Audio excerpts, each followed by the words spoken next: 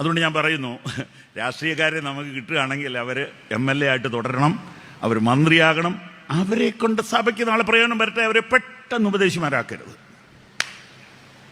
മനസ്സിലായി കാണുമെന്ന് വിചാരിക്കുന്നു. നമ്മുടെ ചില ലീഡേഴ്സിനെയൊക്കെ സോഷ്യൽ മീഡിയയിൽ ഇപ്പോൾ ഉപദേശി എന്നാണ് വിളിക്കുന്നത്. അതുകൊണ്ട് നമുക്കൊരു സന്തോഷം വരുമെന്നേ ഉള്ളൂ. നമുക്ക് വിചാരിച്ച കാര്യം നടക്കുകയില്ല. നാളെ നമുക്കൊരു സെമിത്തേരിയുടെ ആവശ്യം വരുമ്പോൾ ഉപദേശിമാർ വിചാരിച്ചാൽ നടക്കുകയാണെന്ന് ഇവിടെ തെളിഞ്ഞല്ലോ. അതുകൊണ്ട് തെരഞ്ഞെടുപ്പ് വരിക.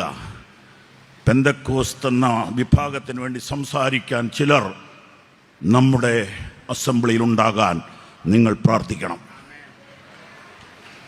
യെസ്, പ്രാർത്ഥിക്കണം.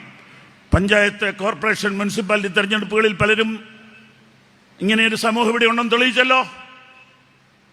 അറിവുള്ള രാഷ്ട്രീയക്കാർ പറഞ്ഞത് തൃശ്ശൂർ മുതൽ തിരുവനന്തപുരം വരെ ഇനിയുള്ള കാലത്ത് ജയം തീരുമാനിക്കുന്നത് പെന്തിക്കോസ്തുകാരാണ്. നമുക്കിതൊന്നും അറിയില്ല. രാഷ്ട്രീയക്കാർ ഇതിൻ്റെയൊക്കെ കണക്കെടുക്കുന്നുണ്ട്. അതുകൊണ്ട് നമ്മൾ ചെറിയ ഗ്രൂപ്പല്ല, നമ്മൾ ജയിച്ചു കഴിഞ്ഞിരിക്കുകയാണ്.